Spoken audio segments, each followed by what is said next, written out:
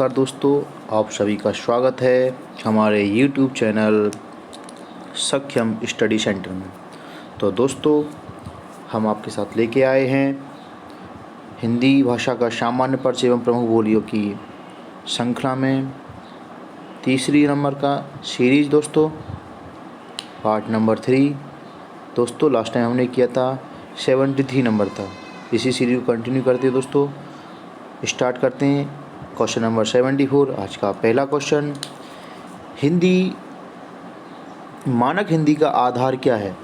दोस्तों पहला ऑप्शन अपभ्रंश, दूसरा ऑप्शन पूर्वीय हिंदी, तीसरा ऑप्शन परिष्कृत हिंदी, चौथा ऑप्शन खड़ी बोली। तो दोस्तों जब बात आती है मानक हिंदी की, तो मानक हिंदी की जो आधार माना जाता है वो जाता है खड़ी बोली। तो दोस्तों इसका 74 का राइट आंसर होगा option number D. Next question number 75, पूर्वी हिंदी विकसित हुई है मागधी अपभ्रंश से, अर्धमागधी अपभ्रंश से, पैशाची अपभ्रंश से या सौरसेनी अपभ्रंश से? तो दोस्तों जब हम पूर्वी हिंदी की बात करते हैं तो पूर्वी हिंदी विकसित हुई है अर्धमागधी अपभ्रंश से। तो इसका दोस्तों राइट आंसर हो जाएगा अर्धमागधी अपभ्रंश।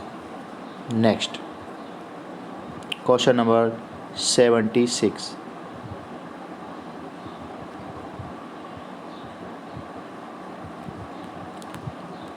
नेक्स्ट दोस्तों क्वेश्चन नंबर 76, भारत में आर्य भाषा का आरंभ कब हुआ? नंबर ए 1300 ईस्वी के आसपास, नंबर बी 1400 ईस्वी के आसपास, नंबर सी 1500 ईस्वी पूर्व के आसपास और ऑप्शन नंबर डी 1600 ईस्वी के आसपास। तो दोस्तों जब बात करते हैं भारत में आर्य भाषा की, तो दोस्तों मैंने आपको बताया था हिंदी में जो मानक भाषा का समय शुरू होता है वो होता है 1000 ईस्वी तक। लेकिन जब बात करते हैं आर्य भाषा की, तो दोस्तों आर्य भाषा शुरू हुआ तो हुई थी 1500 ईस्वी के आसपास। तो दोस्तों इसका राइट आंसर हो जाएगा option number C. Next question number 77, कौन हिंदी की उपभाषा नहीं है? दोस्तों जब बात करते हैं हिंदी की उपभाषा की, तो हिंदी की उपभाषा में आपकी राजस्थानी आती है, पूर्वी हिंदी आती है, पश्चिमी हिंदी आती है। लेकिन दोस्तों आपकी जो ऑप्शन नंबर बी है मराठी, ये आपकी हिंदी की उपभाषा के अंतर्गत नहीं आती। तो 77 का राइट आंसर दोस्तों क्या हो जाएगा? Option number B. Question number 78, Ghazipur में बोली जाने वाली प्रमुख बोली है? तो दोस्तों जब बात करते हैं गाजीपुर की, तो दोस्तों गाजीपुर पड़ता है आपका यूपी के पूर्वी क्षेत्र में। वहाँ पे ज़्यादातर दोस्तों आपकी भोजपुरी भाषा बोली जाती है। ठीक है दोस्तों, तो 78 का राइट आंसर क्या आ जाएगा? Option number C. नेक्स्ट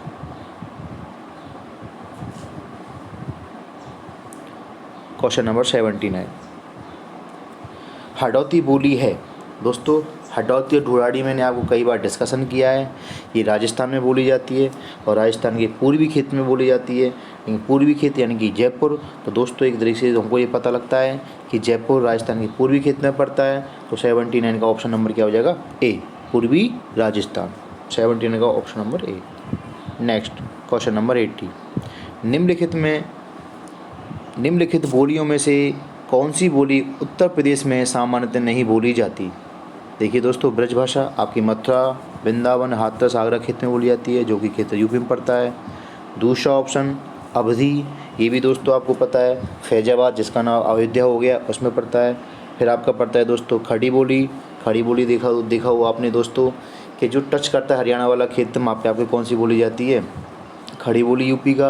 और नेक्स्ट आता है मैथिली, जो कि दोस्तों आपको बता दूं मैथिली भाषा बिहार के क्षेत्र में बोली जाती है, जिसको मिथिलापुरी बोलते हैं। तो 80 का आंसर नंबर हो जाएगा option number D, Maithili. Next question number 81, Bharat के किस प्रांत में कोंकणी भाषा बोली जाती है?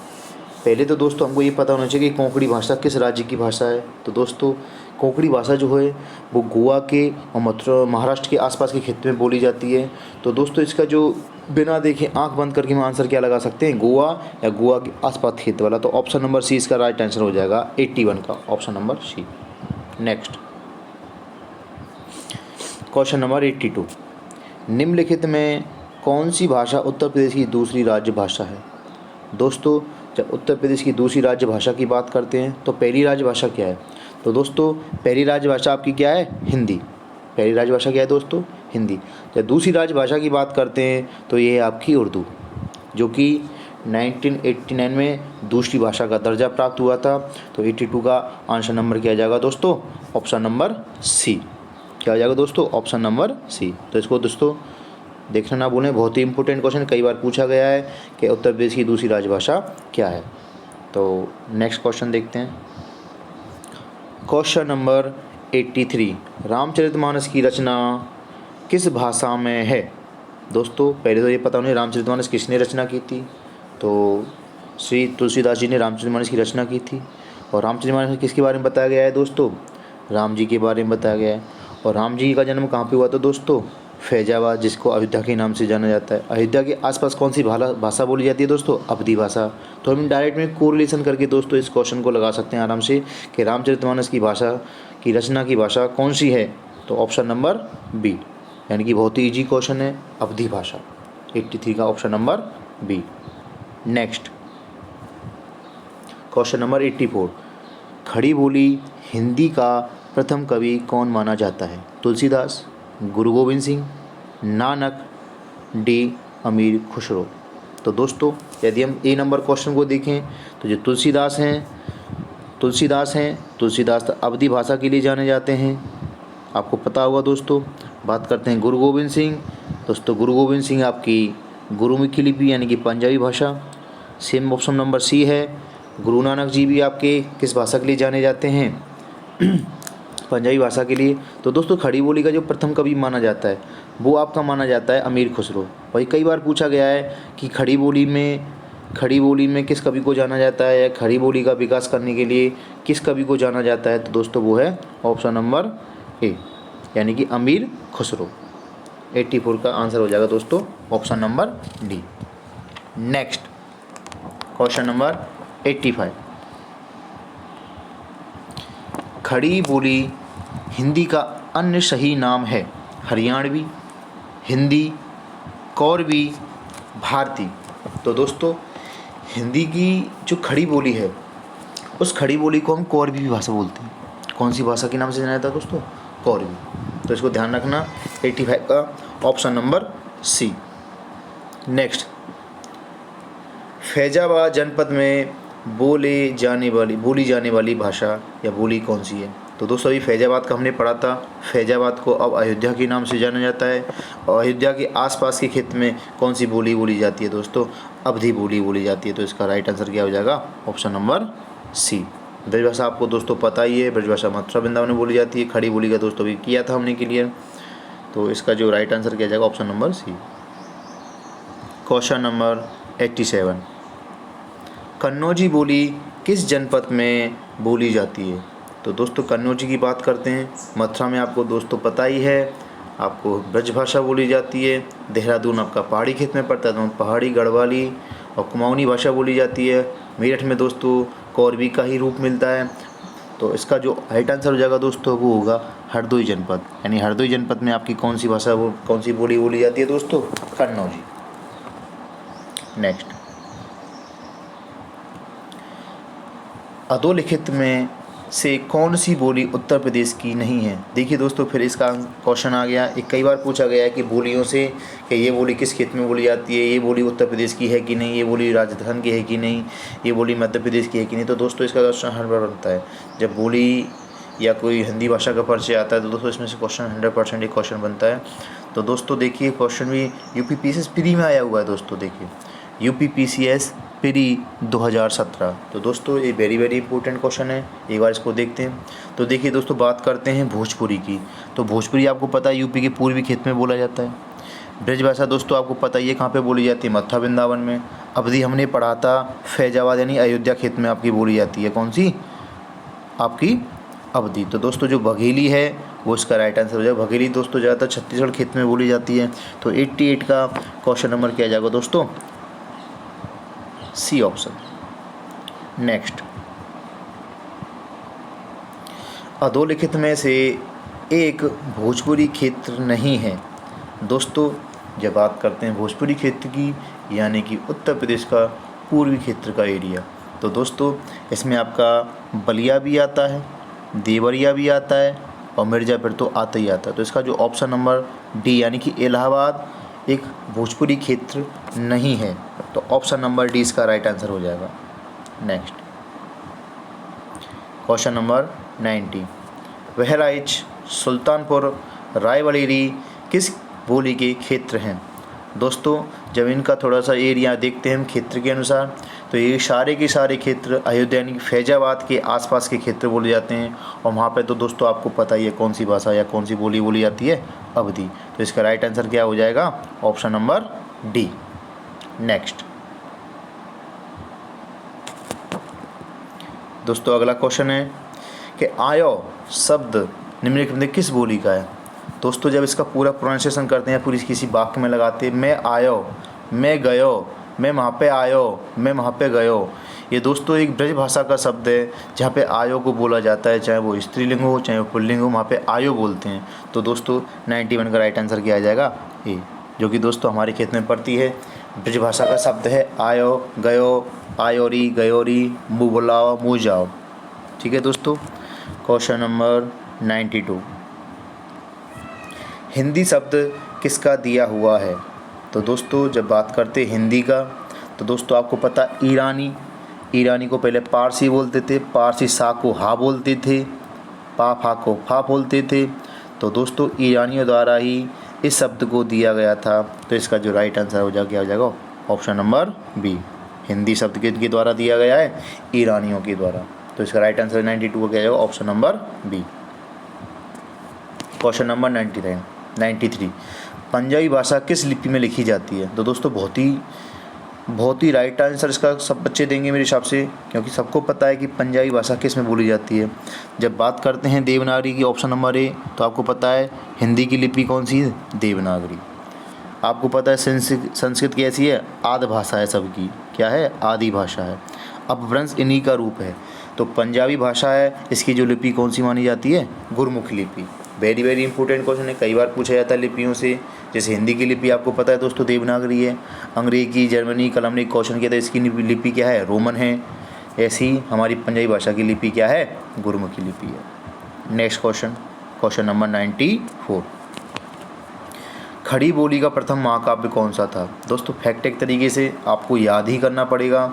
इसका जो आंसर है वो होना है ऑप्शन नंबर सी, यानी कि प्रिय प्रवास को खड़ी बोली का प्रथम महाकाव्य कहा जाता है। नेक्स्ट क्वेश्चन नंबर 95, इनमें बिहारी हिंदी का रूप नहीं है? मगही, अवधी, भोजपुरी, मैथिली। तो देखो दोस्तों जब बात करते हैं बिहारी हिंदी की, किसकी बात करते हैं? बिहारी हिंदी की। तो आपको पहला तो ये पकड़ना चाहिए जो अवधी भाषा है, ये अवधी भाषा यूपी क्षेत्र के फैजाबाद यानी कि अयोध्या क्षेत्र में बोली जाती है। किस क्षेत्र में बोली जाती है? अयोध्या फैजाबाद क्षेत्र में बोली जाती है, जिसमें मगही, भोजपुरी और मैथिली ये तीनों की तीनों दोस्तों आपको बिहार क्षेत्र में बोली जाती हैं। ये तीनों की तीनों बोली या भाषा आपके बिहार के क्षेत्र में बोली जाती हैं। तो दोस्तों इसका जो राइट आंसर इसमें पूछा गया है कि नहीं है, रूप नहीं पूछा है।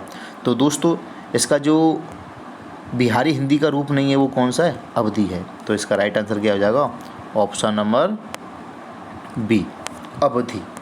क्वेश्चन नंबर 96,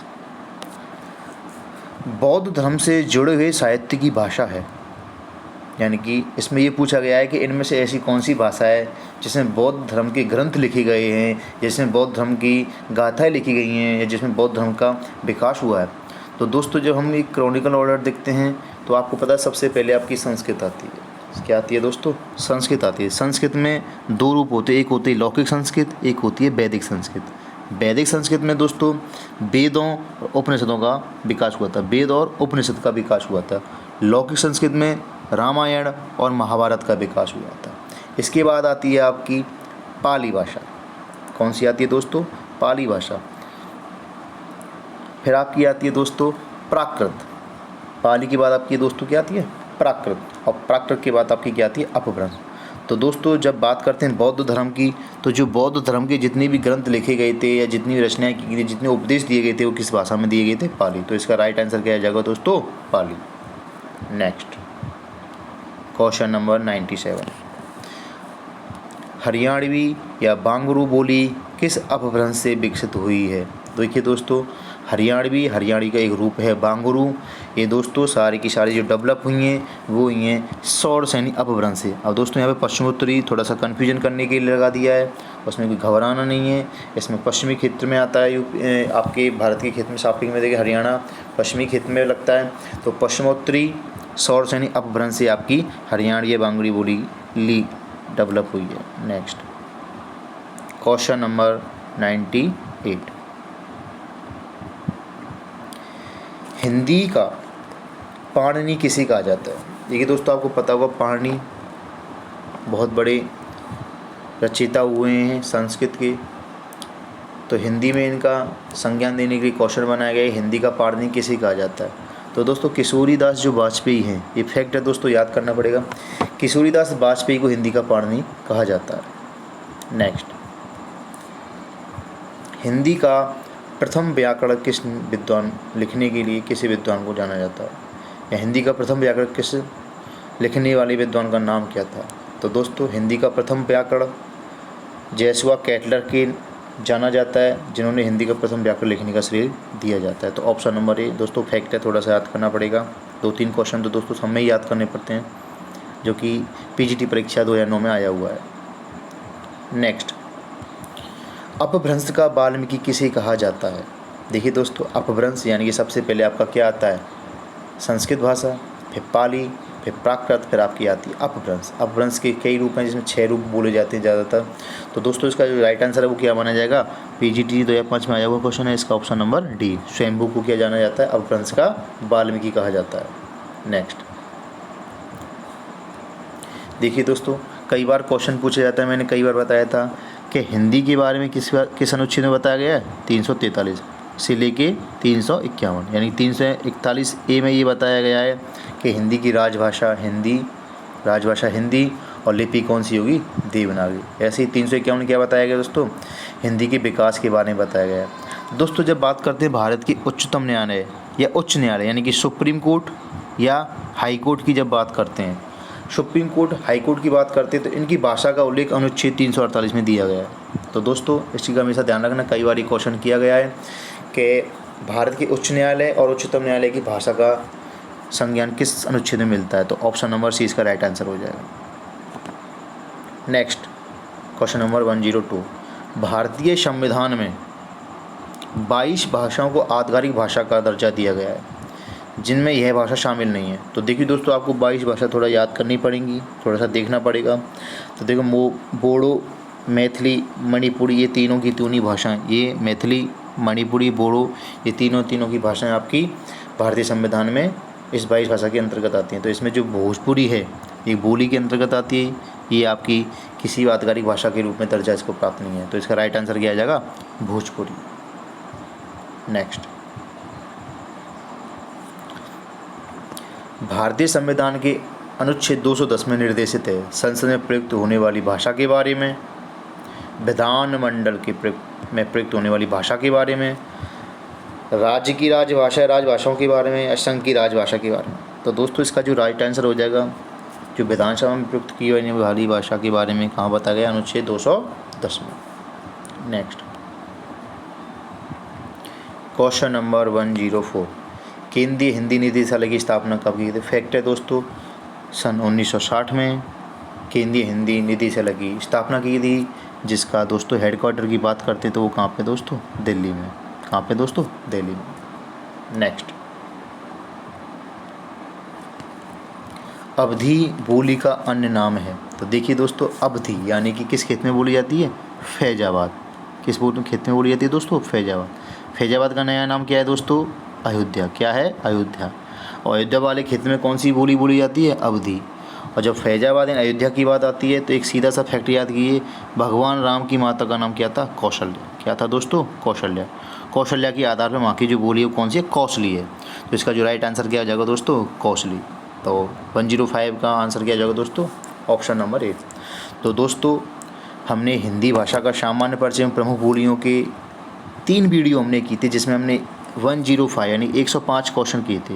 दोस्तों यदि कोई भी स्टूडेंट या कोई भी छात्र इस सारे सीरीज़ को लगा लेगा, इस सारी सीरीज़ को कंप्लीट कर लेगा, तो मुझे लगता है दोस्तों इस टॉपिक से जो भी कोई आंसर क्वेश्चन आएगा उसको तुम छोड़ के नहीं आओगे। तो दोस्तों एक बार देखिए, 2 बार देखिए, यदि 3-4 बार आप उस सीरीज़ को देखोगे तो मुझे लगता है आप कोई से भी क्वेश्चन को नहीं छोड़ के आओगे, क्योंकि इसमें जो कलेक्शन है सीरीज़ों का क्वेश्चनों का, वो किसी न किसी परीक्षा में आया हुआ है, वो किसी न किसी स्टेट की परीक्षा में आया हुआ है। तो दोस्तों इसका सबसे बड़ा बेनिफिट ये होता है कि जितने नंबर ऑफ पॉसिबल्स क्वेश्चन बनते हैं वो हमने सारे के सारे इसमें इंक्लूड किए।